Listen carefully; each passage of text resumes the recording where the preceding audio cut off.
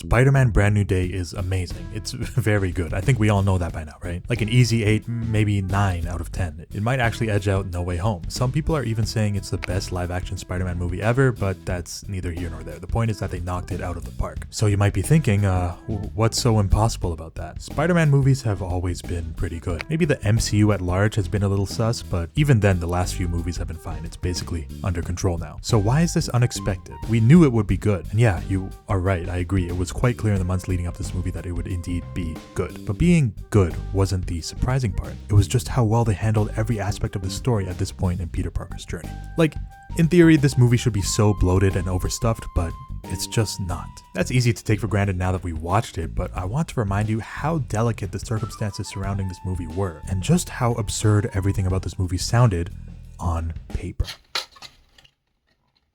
Yeah, I literally wrote it on a piece of paper. But before we get to that, let's just set the scene. When No Way Home came out 5 years ago, it kind of felt like this. It was obviously a groundbreaking film. It was able to do something that really no other movie had ever managed to accomplish by uniting all previous iterations of its own franchise. And yet, it wasn't solely carried by fan service. There was a backbone of a good script, a story of maturing and of sacrifice. So that all created a very satisfying movie for the audience, but also a very precarious position for the studio. Where does Spider-Man go from here? Obviously, you can't just keep trying to go bigger and bigger, and the status quo also just totally got reset. He's alone now. The answer seemed to be obvious. Go the opposite direction. Scale down to street level and dig deeper into Peter's isolation. So what does that look like? Well, maybe don't instantly rush back to MJ and Ned. Potentially even keep them out of this movie and leave that for the 5th one. Follow up on the post-credit tease and give Peter the symbiote, driving him into the worst aspects of himself and kicking off a multi-film black suit arc. You could run that parallel to the intoxicating pull of an unhealthy relationship by finally bringing Black Cat to live action. And crucially, you let Peter be totally independent. For the first time, no supporting MCU heroes whatsoever, except maybe Daredevil. Not as a mentor, but as an equal who could express concern for Peter's path. At least that's the picture that the fans were painting. And I thought it sounded pretty cool, to be honest, but when we compare to the movie we got, there's almost nothing in common. By the way, there is spoilers in here, but I'm gonna go on a limb and say you've probably already seen the movie. Okay, so it is a pretty street level movie, that makes sense. There's an asterisk here, but probably no biggie. Man-Spider arc. Okay, interesting. That's kind of a stand-in for the symbiote. MJ and Ned are in it. That's kind of concerning, but it sounds like they got it right. It sounds hard to do, but you know, I'll trust the paper. Punisher is in it. Okay, that's unexpected to just skip Daredevil like that, but I guess he still fills that street level character role. So alright, kind of exciting actually. Scorpion, yeah, makes sense. Good street level villain. Yelena cameos. Kind of weird for a Spider-Man movie, but I guess she is a fun character. If it's just some cameos, maybe it can work. It's just some Doomsday setup since no one watched Thunderbolts. The Hand. Don't we already have a villain? Daredevil's not even here. Why is the... Okay, whatever.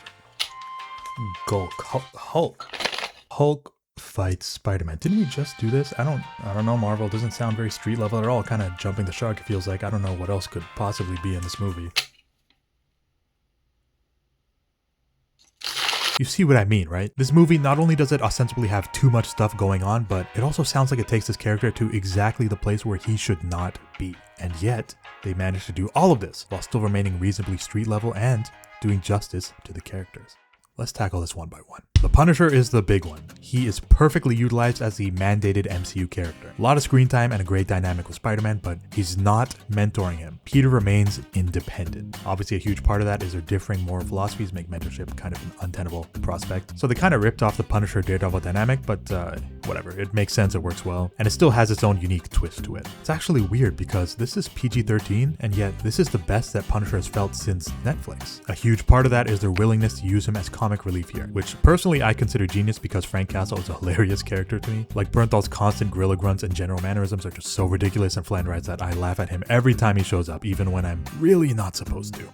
Get him, Daddy. Scorpion and Tombstone and The Hand, and I guess also Yelena. These sounded like big distractions on paper, but they're actually not in the movie that much, so contributing to bloating is not really a concern. Now, they don't actually add much to the movie either, so I don't actually have many compliments to pay here.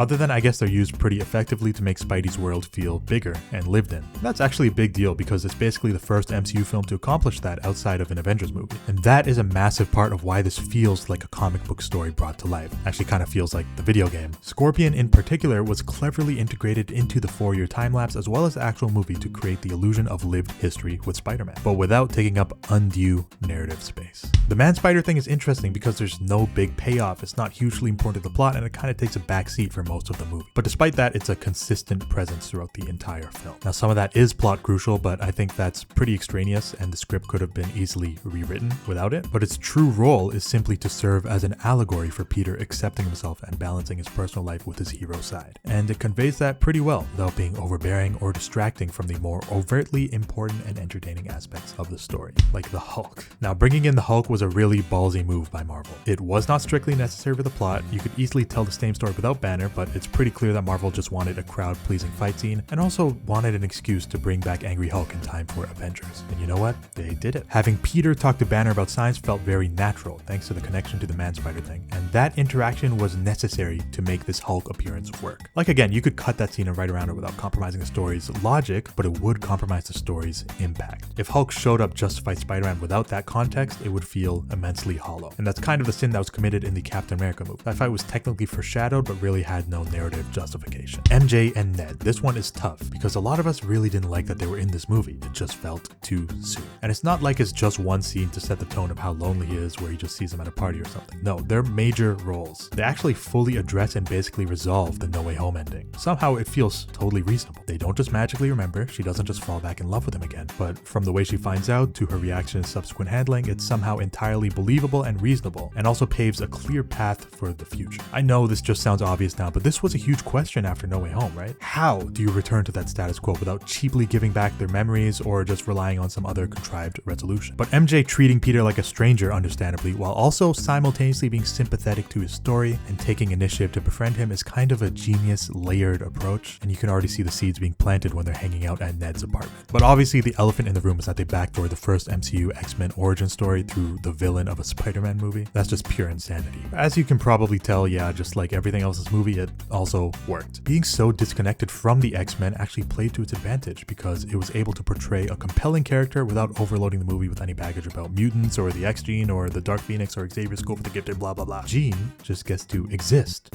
as a character, as a person, and most importantly, as a villain. There are admittedly some problems with that though, because she does some really psychotic, depraved, sadistic stuff in this movie that I guess we're just gonna have to sweep under the rug because she's friends with Spidey now and she's gonna be in the X-Men for the next 20 years, but whatever. At the end of the day, she played her part in this film really well. And the climax and resolution was fantastic. I think we were all expecting the VMAX to be some super soldier serum type MacGuffin, so the route that they ended up going felt really fresh and creative actually. Honestly, it probably would have ruined the movie if it was just some X-Men thing. Some might say the ending was a little power friendshipy, but I thought the integration of May was very clever. And Peter putting everything aside to reach out to her on common ground is just fundamentally Spider-Man, isn't it? So yeah, there's a lot of stuff in this film. Hopefully you agree with me about why it's so impressive. I mean, some stuff I didn't even mention, like damage control and Trimilton's character. Is it perfect? No. Are there flaws? Yeah, I could point out some personal gripes, probably. That Yelena bathtub scene kind of went on for too long and honestly was a little uncomfortable. Scorpion felt underutilized. I would like to see him as a main villain. Kind of hate how Peter met Frank off screen. Man-Spider thing is a little clunky, and the hand doesn't have any narrative justification whatsoever to be in this movie. But those are all just trade-offs that they had to make in order to embolden other aspects of the script and make the movie they wanted to make. So I can't really fault them for that. Maybe next movie they can figure some of that stuff out. Although, I gotta admit, I really did like that collective fan pitch that was forming a few years ago for brooding, lonely, miserable Peter navigating this new life. But after watching the movie, we ended up getting that almost just sounds silly in retrospect. Even in his hardest of times, Spider-Man should be a brighter and more optimistic character than that. I mean, kids are watching this, right? They managed to preserve all of the important aspects of that pitch while still playing into the colorful comic book silliness of Spider-Man and the MCU. I think deep down, I just wanted to rewatch The Batman. Every aspect of this movie was carefully constructed to have the right amount of influence on the plot without escalating the stakes too much or distracting from the heart of the story. And you might be wondering, why doesn't Marvel just do this for every movie? What's different this time? Who do we have to thank for the movie turning out this way? And it's obviously hard to pinpoint one thing. We all know Marvel has suffered some broader systemic and directional issues that have left some movies largely unaffected, but other movies in great peril. So it could just be pure luck, or maybe it's the result of Marvel finally ironing out their internal processes. Maybe it's because of Tom Holland's magical creative involvement, or maybe it's just a really talented writer's room. But no matter what, I want to pay my respects to at least one man, Destin Daniel Cretton. DDC, in my opinion, is the Marvel GOAT right now. He's the brain behind Shang-Chi, which is probably the best original film since Endgame, and also one of the people behind Wonder Man, which is definitely one of Marvel's most interesting television projects. The man has not missed yet. He may not have written the film, but he made the film feel fantastic. Somehow we haven't touched on this yet, even though I feel like this might actually be the most crucial strength of the movie, but this is visually the greatest MCU film bar none. Pretty much every MCU movie before this feels the same, somewhat drab, somewhat gray, distant and impersonal, but it's serviceable and above all, it's consistent. However, in this movie, every shot is intimate and dynamic. The colors are vibrant, the angles, the movement, it feels like a real film. Kind of feels like cinema, and I applaud DTC for that. This is not one to wait for Disney Plus. It's just really strange that the MCU has never broken that mold and delved into that territory before. It feels like a cheat code. Maybe it's just that no one has ever dared to question the studio on what's really possible until now, when Spider-Man Brand New Day has finally been allowed to exceed what was once impossible.